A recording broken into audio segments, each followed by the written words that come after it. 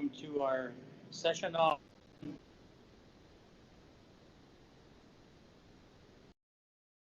I think analysis techniques for optimizing your supply chain. I'm through her experience and her background in dealing with these techniques.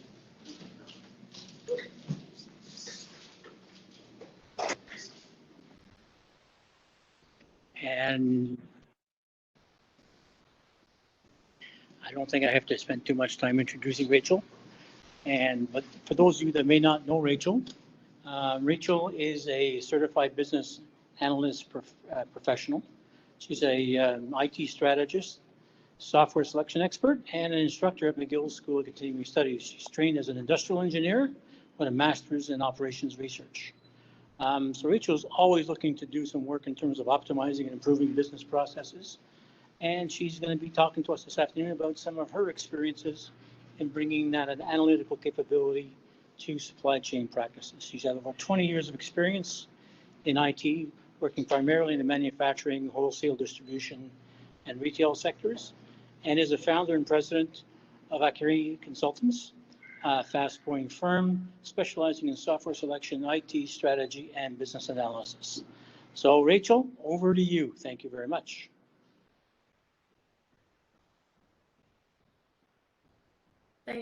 Thanks very much, John, for the introduction. So can you hear me well? Yeah, no problem. John, can you hear me? Okay. So today I'm actually going to start talking about a specific case study that we worked on. So the project was to implement an automated distribution center for a grocery retailer. So a large Canadian grocery retailer wanted to implement an automated distribution center. And they had already chosen the WMS, which is the warehouse management system, which is basically the software that handles the management of the warehouse. In this case, they chose the software that came with the automation. So I came onto the project at the point in time where the WMS had already been chosen, and they were in the process of implementing it. So I was requested to be brought onto the project kind of midway through the project in this case. And so most of the processes were going to be automated, and I'm going to show you a quick video in a second what that looks like. But most of the processes were going to be automated, but some products requiring special care, conventional handling, can't go into the automation for a series of reasons. Basically, product that usually can't go into the automation is usually either oversized or an awkward size, or maybe something very delicate. So for example, certain types of fruit in this case couldn't go into the automation. So we did still have to have, even though the processes were not for the majority of the products, we did still have to have all of the manual processes that exist in a traditional warehouse as well.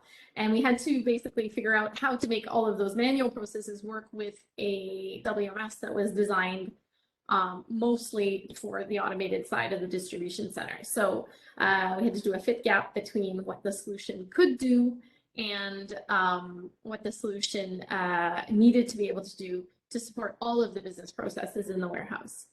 And when we came onto the project, the subject matter experts had already attempted to map the future state processes, but didn't have a background in business analysis. And they didn't have access to BA skills. That basically, when we came onto the project, we were the first BAs, business analysts on the project. So I'm just going to show you a quick video of what this might look like. So this is not the distribution center we worked on, but I think it'll give you an idea of what kind of project this was. So I'm just going to set this thing up. Not just a case of coffee, it would be a full truck of coffee in pallets. We take those pallets, load them onto conveyors, and then the first robot would take that pallet apart layer by layer. And then those layers would then be broken up into single case quantities and then stored within the structure by the next set of robots. We'd then receive the customer's order, and they would give us an order for coffee, and then for peanut butter and mayonnaise and whatever else they wanted. Those cases would then be retrieved by the bots and then brought out to a third set of robots, which would then build the customer's order in a pallet to their specification.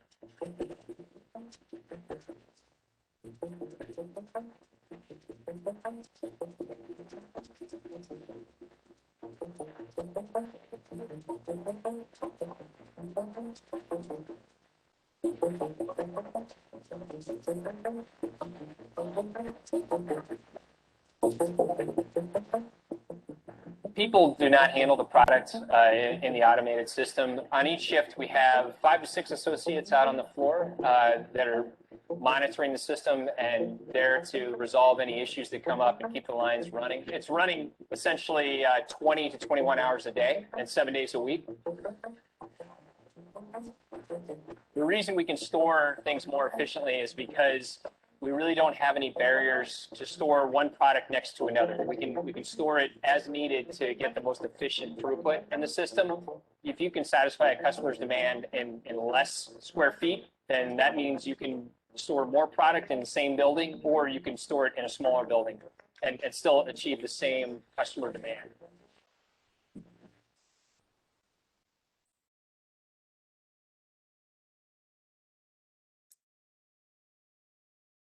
Okay, so I'll just go back to sharing my screen.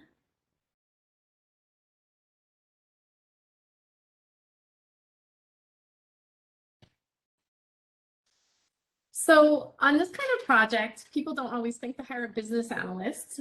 It's maybe not the first role you think to hire on a project when you want to get a project like this back on track. And honestly, a business analyst can't do it on their own either. However, on a lot of projects like this, I work very closely with the project manager and usually someone that you could consider the product owner or representative of the business.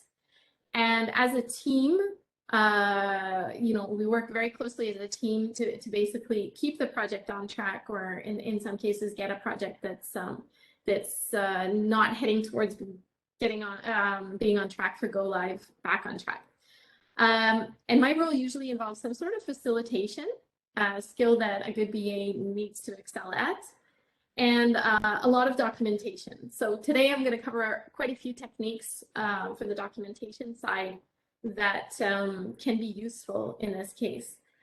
But basically my role as a senior BA on a large project like this is to make sure that the solution meets the requirement and that we can deliver the scope that was promised. So sometimes that means facilitating some pretty tough discussions on scope and functionality that will or will not be delivered, and sometimes you know, facilitating those discussions that lead to certain compromises. So that would be a typical role for a BA on a project like this. So what would that look like when we said that we took over from some SMEs that had done some process mapping, for example?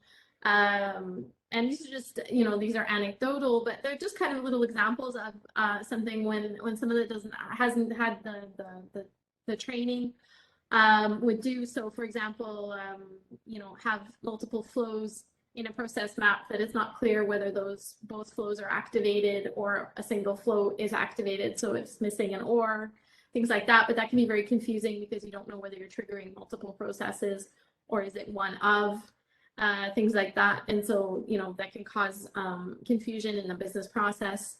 Using ambiguous language, if there's anything, I like to say with business analysis, it has to be binary. If you're trying to follow a decision flow, you have to know whether you're going left or right, and if it's not quite sure, then you know, you probably got a situation where you've got ambiguous language. And then another example here on the left would just be that, you know, we've got a send action and then a receive action. Now it's not a big deal, but it does add extra steps that you don't necessarily need, so that will maybe cause your process maps to be a bit more full than they need to be for each action. So you can imply that the next action to happen that needs to receive that information to be able to start is the next thing you need to map. So these are just little things that we came across in the project that were the case when we came on. So we started by cleaning up the process maps, but the first step in doing that was to put in place a process hierarchy.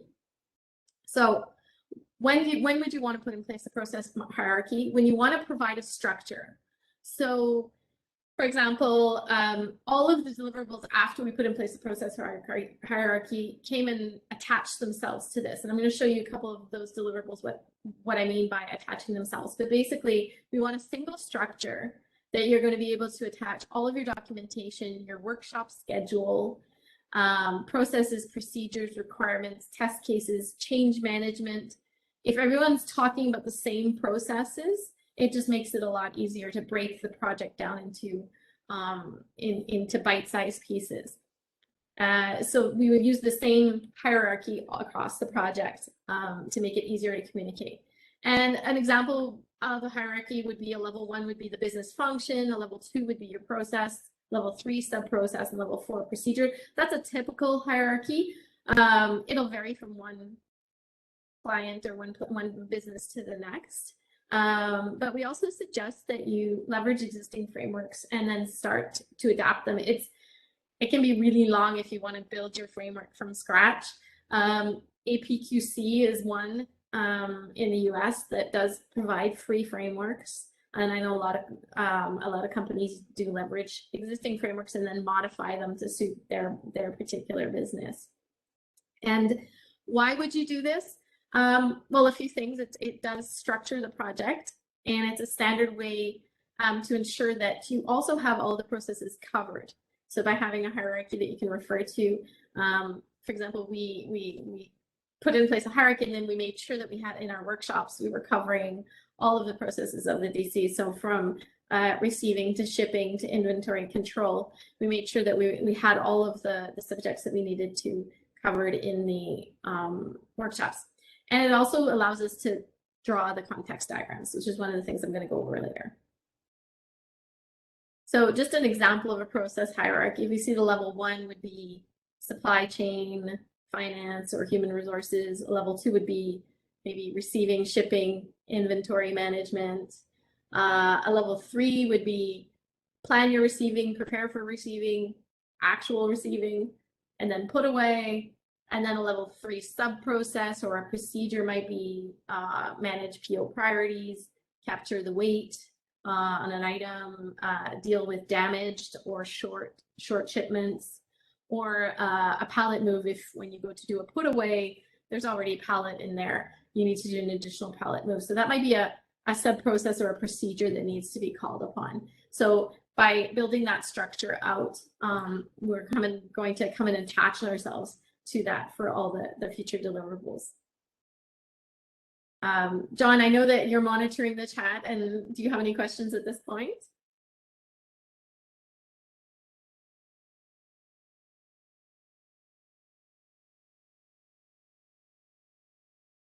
No, Rachel, I don't see any questions here. No questions so far. I think everybody's following you so far. None for me either. Okay, great. Okay. The next technique I'm gonna talk about is context diagrams, and these are very, very useful and actually something that I do on every project. In this case, one of the first things we did was map out the processes. So we went in and basically this is pre-pandemic. We went in, we whiteboarded all of the processes in scope, and by doing that, we basically took everything that was in scope, and by putting it on a whiteboard, we were able to see visually, what was in scope for one thing. That's what a context diagram will help with. It also helps to see the triggers from one process to the next. And one of the first questions we ended up asking was, what's the trigger to start this process? And when the answer was, I don't know, we realized that the processes were not mapped properly. Because if we couldn't tell where a process started or where it ended and what it was feeding into, then it was very clear that if we dove down a level into the process, we would probably find a bit of confusion. So we started by saying, well, okay, if we can at least agree on where the process starts and where it ends, so that we can say this process covers these activities because it's from this start to this finish, it really helped clarify, and it gave a visual. So and it basically clarify by giving a visual, provides also roles and responsibilities. So when we talk about triggers, it's like who's providing that information, and is that within the scope of the distribution center, for example. So you know, what if transportation planning is not in the scope of the project, but what information do we need from the transportation planners to be able to operate in the warehouse? And so those processes do intertwine, and I'm going to show an example in a second. Talked about the whiteboard, so the how, we start from the process hierarchy, or we might clarify our process hierarchy when we end up drawing our context diagram. We might end up going back and tweaking the process hierarchy, so it could be iterative. We'd use a whiteboard, or in these times we would use a whiteboard online tool, more like Miro or Mural, which are two that I've used that I like, but I'm sure there's more out there. I'm not partial to those two, but I know they're both great tools that I've used in the past, and both have a free version for a small number of boards as well, which is really great. And as I mentioned before, you avoid overlap, and you basically you can identify the overlap as well. So when you avoid the overlap and you identify the triggers, then that allows you to say, I've got two processes that aren't overlapping. And we did have a couple of cases where we ended up having to take activities out of a process and put them into something else, so that each process was really clearly defined. Yeah, and then we talked already about triggers. Also helps identify reusable sub-processes. So if something is, for example, a load could be rejected at the DC. So a load could be refused for any number of reasons. So the vendor missed their appointment, the temperature wasn't properly kept in the trailer over the entire period of time. We might end up with an expired product. Those are all different reasons to refuse a load. And for example, we might discover them at different times in the process. One of those refusing load might happen when they arrive at the gate, the load is refused. Some of them might end up when we've already started unloading, we're checking dates, we're realizing product's expired or too close to expiry. So those kinds of situations all end up calling a sub-process, which would be load refusal. So instead of mapping the load refusal process every single time, we would put it into a sub-process that then every time we need to call on it, kind of like in IT, you call a sub-function and then come back out. We would use sub-processes for that to avoid having to repeat it. And that's a really good practice in terms of maintenance as well, because if you decide you need to change your load refusal process, you don't have to change it in 3 places. You just change it once. And so in terms of training and communication and everything else, you know that that process only has to be updated in one spot. So just an example of, for example, a receiving context diagram. You can see here, you would plan your receiving with your orders that come in. You prepare for receiving. You would assign a door, and then the driver arrives. You would receive the load to the yard. So those are your triggers. If the trailer is required at the door immediately, you would send the driver to the door that's going to receive it. Sometimes they're going to store the trailer and leave the trailer, and then you'll require shunting, which is basically a small little truck that are very cool to watch, that come and get the trailers and move them to the doors as they're needed. So because we don't want to occupy the driver while the load is, if there is no door available, they'll sometimes just drop the trailer to the yard. So there's an extra step in there of shunting if the load spends any time in the yard. Once you get into unloading, this is where we talked about sub-processes. So vendor compliance, capturing the expiry date, dealing with damaged over shipments, short shipments, capturing weight. These are all sub-processes of the unloading that may or may not be used. And then basically we go into either conventional put away or automated put away. And all of your pallets are received and your POs are closed as your final output. So that would be a receiving context diagram example. And if you put that into context, the receiving might end up being a part of a bigger context diagram that would show all of the operations of the DC distribution center. For example, here we've got all of your inbound transportation planning feeding into your receiving, your outbound transportation planning feeding into your shipping, and then a few processes like inventory control or managing labor that have to happen as well. So, you know, you can also have context diagrams that go up one level as well.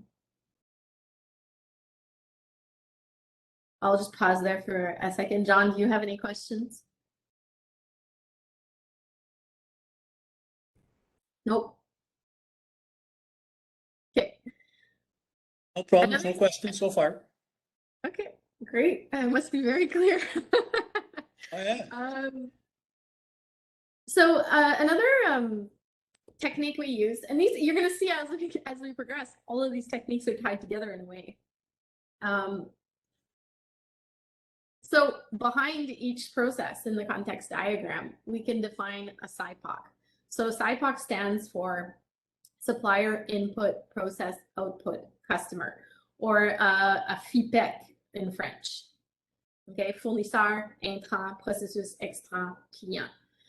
So this technique is basically kind of digging into the context diagram, and those triggers that we saw, we're going to put them into a table and say, okay, the trigger to start the process, where does it come from? So when we talk about a supplier, it's not the supplier of our goods. It's not our food supplier. It's the supplier of the input, of the information or data that we're using to start the process. So, and then also the output is the customer. So again, we're not talking about the stores in this case, we're talking about the customer who is requiring the output from that process for their process to start. Okay, so basically it's diving one level down in the context diagram to allow us to delimit the scope of a certain project or system. And when we would do this when the context diagram has been mapped. We put the processes and subprocesses into a table, and always make sure at this point as well that it's aligning with the process hierarchy. So now we've seen three techniques: the SIPOC, the context diagram, and process hierarchy. These all should be in sync.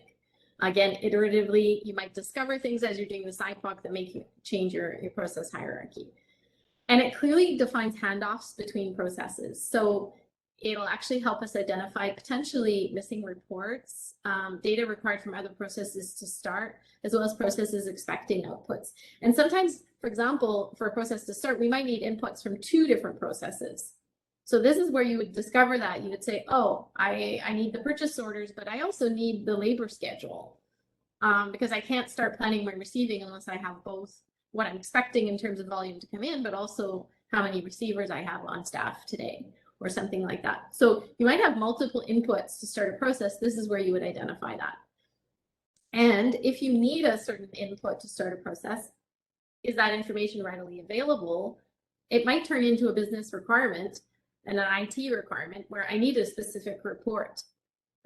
So maybe I don't readily have available the labor schedule in a format that I need it to be able to do my process. So that will potentially give us business requirements as well. So an example of a SIPOC would be something like this. So if I go back to my context diagram, something like the receiving the load to the yard. One of the inputs is that the driver arrives. Who's supplying that input? Well, the front gate is informing me that the driver has arrived. The process is to position the trailer at the door or drop it to the yard, as I mentioned. And the output would be that the trailer is ready to be received, or the load is refused in some cases. So I could have two different outputs. And who needs that information is the traffic supervisor.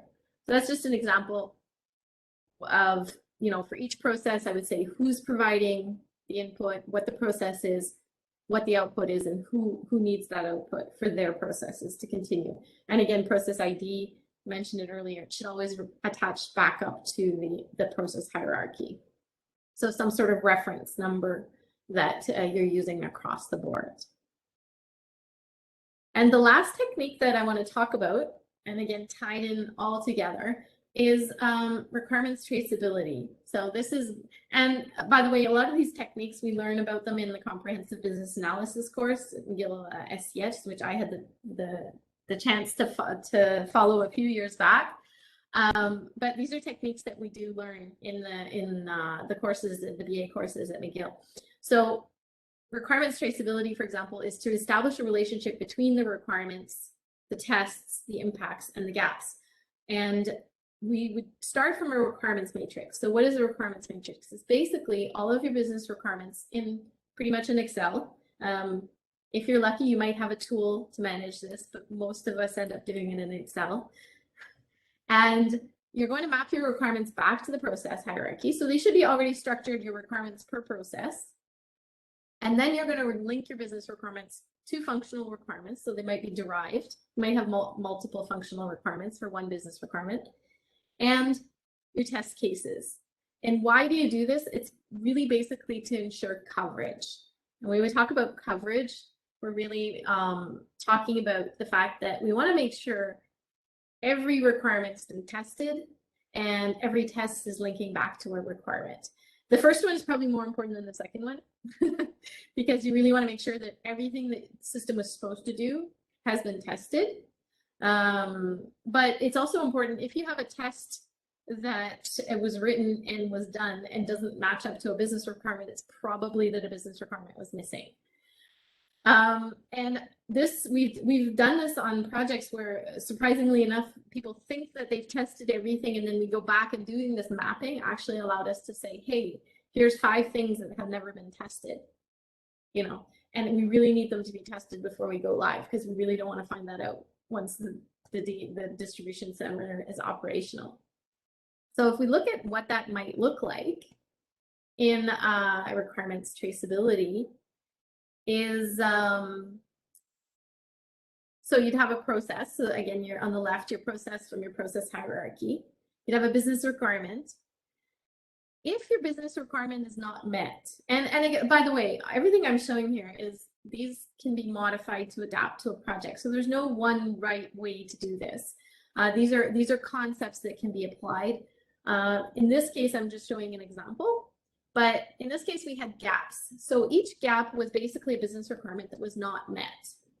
And when a business requirement was not met by the system, we basically had a few choices. We could say, we're not going to meet the business requirement. There's a decision to just say, well, it's okay, we can go forward without that business requirement being met. We can design a manual workaround.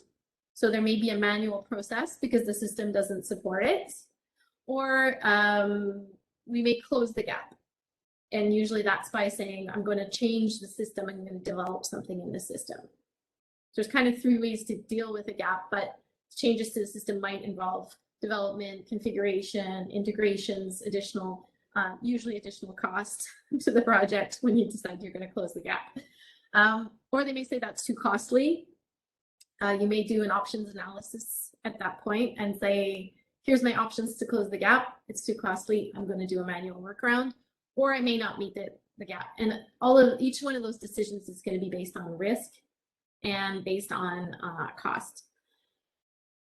Then we have an impact as well. This is something, impact on change management. So depending on the way we close the gap or not, we may have to inform people. So for example, if there's a manual workaround for something, we need to inform them. There needs to be training material, there may need to be user guides, procedures, things like this. So for every gap, we might have a change management impact.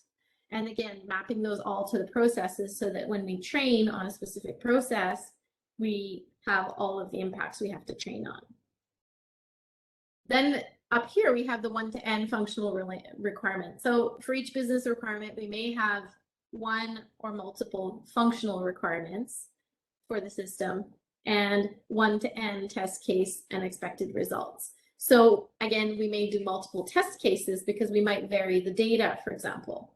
So we may test a functional requirement with data from one department and then data from another department to make sure it works. Or we might do it from one supplier and another supplier. So we want to maybe sometimes have multiple test cases or multiple scenarios where we're changing variables. Of course, best practice in testing, you only change one variable at a time. But your test cases could be 1 to n because you would want to make sure that you have multiple test cases to test a single requirement in some cases. And then just for each test case, you would have an expected result. So that's, and again, this allows you, if you have requirements that do not map to any test case, then there's always a risk to the project that you're going to go live with something that was not delivered. And again, really you don't want to find out when you're live and you don't have something, because it's very hard to correct on the fly when the distribution center is live. So you want to know those things ahead of time and be able to manage that. So a few guiding principles. Don't try to get it perfect from the start. This is everything I've shown today. It's very complex and it can seem very difficult and very hard to implement. But it's really important to try and just get a light structure in place. So for example, if you don't have time to do entire process hierarchy, having a process hierarchy, doing the context diagram, then doing the SIPOC, even if those things change and get more detailed and get better over time, you're better off at least throwing something on there and having some sort of structure that you can attach to. And you know, if your process ends up being 2 processes later on, not a big deal. But if you wait to get it perfect, the problem is that you're not working at project speed usually, and you need to have some sort of structure to get it right. And I would say it's a long-term work in progress a lot of the time. Second guiding principle: leverage visuals. 65% of the population is visual. The other 35% are auditory and kinesthetic. So using visuals, you saw a lot of visuals today. These really, most people will get a lot more information out of a context diagram. We'll get a lot more information out of mapping a process during the workshops, getting up to the whiteboard, mapping it out, showing them how it works in terms of, process maps and context diagrams will help people understand concepts way faster than text. And then know when it's good enough.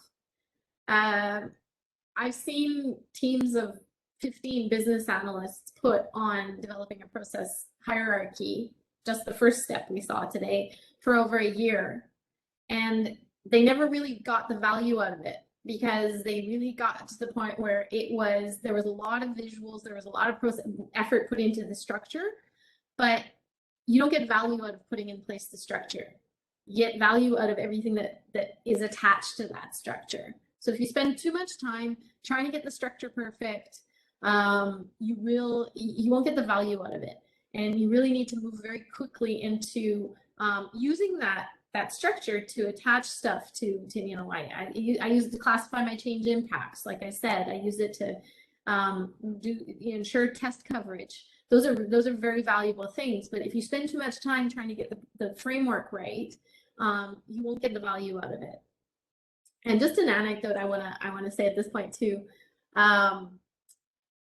is that I've often been told I'm not a BA, not a business analyst, and I always find this kind of funny. They say, "You're not a BA. You're doing all this stuff and facilitating and taking projects and trying to facilitate very tough decisions and prior to go live." And they say the BA is the person that comes to my desk and does process maps. So I think it's kind of funny. Some will call it a BRM, a business relationship manager. Some will say it's a business architect.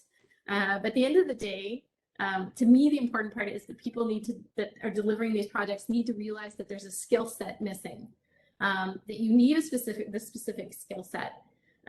So whether it be the people that are going to, help with the documentation, but also, ensuring the scope is right, ensuring the functional requirements, and basically at the end of the day, making sure the solution meets the business requirement. That role is critical on the project. And so again, I'm not too worried about what you call me, BA, BRM, business architect. But But, you know, the projects that realize that they need that skill set on the project are the ones that they need to realize and then go about acquiring it. And it is a critical, you know, as much as having a project manager, and, you know, nobody's going to say, I don't need a project manager. You know, you do need certain roles on the project, and the BA is one of them if you want a successful project implementation, especially in something like supply chain management, like the size of project that we're talking about here. So just a little bit of more information, of course, and I don't know, John, if you were planning to talk to this, but there are, of course, several programs at McGill that cover both business analysis, which I can talk to you a little bit more, and John, who can talk to this. I'll jump in. I'll jump in later. Yes, please do. Do you want to talk about the programs a bit? Oh yeah, I'll talk about the certificate program and the diploma program. The certificate program has got 10 courses in it, in which we basically take individuals who have an interest or a career already in supply chain and try to give them the basics associated with logistics and typical SCM structure. So we'll talk about transportation, we'll talk about design, we'll talk about issues associated with things like risk management, integrated business systems. We'll talk about production planning. We'll talk about all of the major functional requirements associated with an effective supply chain management process. And that's an undergraduate program. The qualifications for the program is that you basically don't need a university degree to get into this program, a high school, CEGEP. You need a language requirement to basically has English as a sufficient language for you to understand and participate and to produce reports in a class. There's a certain level of math that you have to have as a basis for getting into the program. But if you don't have the math, that's okay. We have qualifying courses that we offer that will get you the core mathematics that you would need in order for you to succeed in the certificate program. So that's the undergraduate program. And the other one is a diploma program in supply chain and operations management, which is a graduate level program that takes you to a bit more detail in terms of some of the applications. And we do things like Lean, we do things like Six Sigma, we do things in that program that deal with production planning, production management. So it is a bit more detailed, a bit more mathematical, and a bit more structured in terms of the way in which we look at, evaluating and optimizing a supply chain. So the minimum requirements to get into that program are an undergraduate degree. Don't necessarily need one in supply chain, but it could be in any function. GPA of 3.0 to get into that program. Both of these programs can be completed within the scope of about 2.5 years. The program itself, are structured so that the courses are given in the evenings. They're in person, and basically the course load is usually about 2 courses a term, starting in the fall term, and that you'll start, let's say, in fall of 2022, and that you'll be graduating by the spring of 2024. So it's over a two calendar year program that for both of these programs, both certificate and undergraduate degrees. We don't have a doctoral level, a PhD level. We don't have levels that would take us beyond the master's level. Right now, we're focusing in on certificates and diplomas rather than bachelor's degree or master's degree. So they are a little different. You get them a lot quicker, and there's not as much of an academic or theoretical workload associated with either one of these programs. So it really has a way of getting you up to speed in terms of the best practices that are currently in place in supply chain and logistics and operation management, and gets you an idea in terms of the tools that these programs typically offer you in terms of what it is that you have to do. So in tonight's course, in tonight's class with Rachel, in tonight's session, we talked a bit about supply chain mapping. We talked about process mapping. that's a technology and that's a tool that you'll find quite a bit in our regular programs, both at the undergrad and the graduate level. So it's something that we use extensively, and you'll get lots of chances to practice that process of mapping and understanding how to visualize bottlenecks and discrepancies in the supply chain, as well as help you take your supply chain and introduce you to technology that will kind of help you redesign and rebuild your supply chain. The professional development certificate in business analysis, I'm not sure, I'm not too up to speed in terms of what might be contained in that one. Maybe you want to talk about a bit about that, or would Rachel, you may want to talk about that one as well. Well, I can definitely talk a little bit. I haven't done the full certificate, but I did have the chance to do the comprehensive business analysis course, which is the first course in the certificate taught by George and Dulcie, who I know I think couldn't be here tonight because they are actually teaching the course tonight. So they give their regards. But basically, I know one of the things what I really liked about the first course was that it did prepare me for the CBAP. So the CBAP is the equivalent of the PMP for business analysis, and it is the highest professional, what's the word I'm looking for? Accreditation, I think. Anyways, for business analysts, there's 3 levels: ECBA, and CBAP is the highest one. So it does require 7,000 hours of experience as a BA. But what's really interesting is that you can use the course from McGill to prepare you for that exam. And I think a lot of the techniques we've learned tonight are also presented in that course. So I don't know if you wanted to add anything, Lucy. I know that registration is open for the winter session as well. Yeah, so it's a program consisting of 5 courses. So you got 3 required courses: the comprehensive course, which you took, comprehensive business analysis, applied business analysis, and introduction to business analytics and data modeling, and then two complementary courses, either leading sustainable change. There's a writing course for business, or an interpersonal skills course. So you get a choice between those 3.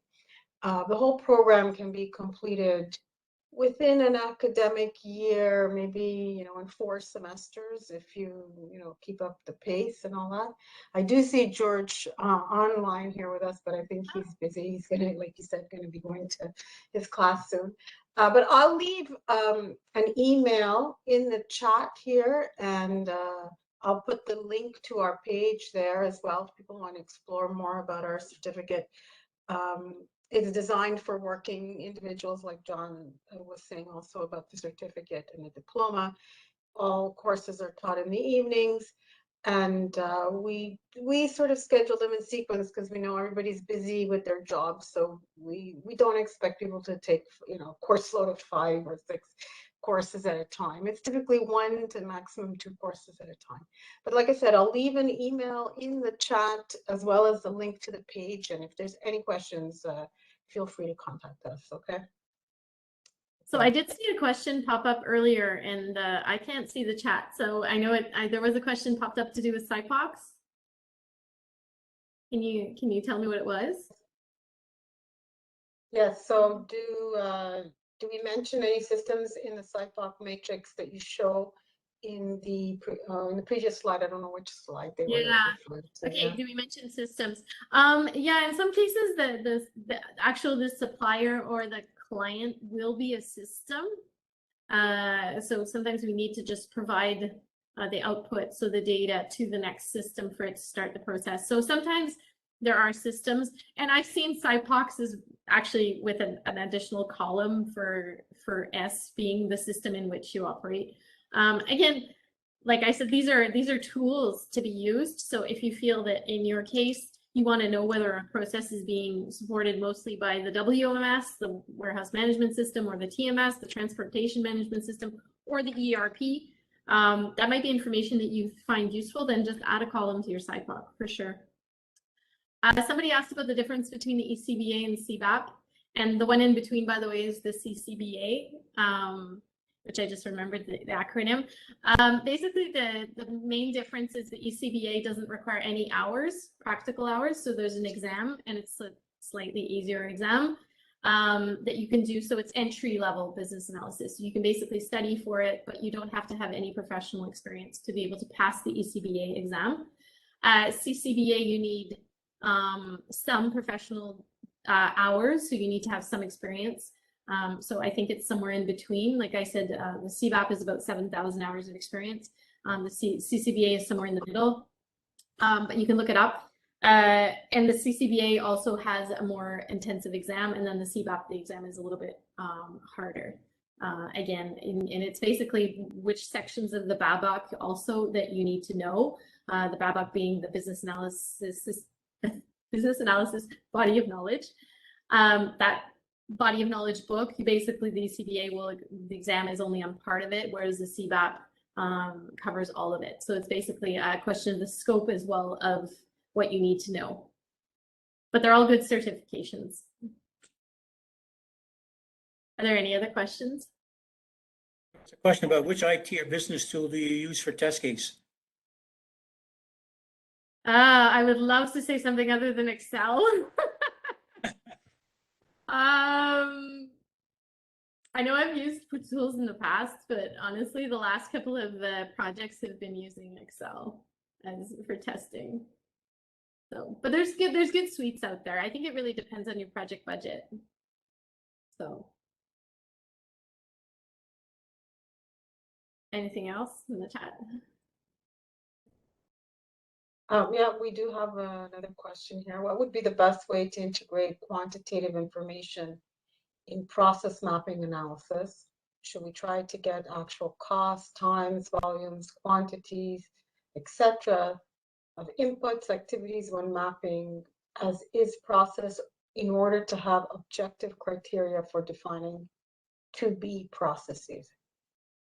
Yeah, that's a really good question. You definitely want to get as much data as you can when you're process mapping. Sometimes it's readily available, sometimes it's a bit more difficult, but definitely when you want to choose, for example, when you're process mapping, if you want to have alternate paths in the process, sometimes you want to know how much those paths are going to cost. And you need to know whether you even want to put those paths in. I would say another place where data is very, very interesting is internal controls. We didn't really talk a lot about it, but internal controls, but for all the processes, you need to make sure that the process has controls within it. So to protect from error, to protect from fraud, you know, what are the steps in those processes? For example, how do you make sure that someone who's shipping or preparing an order is not, you know, stealing, for example? So there's cases of fraud. There could be cases also just of error. So how do you make sure that the person is picking the right product and putting it on the pallet?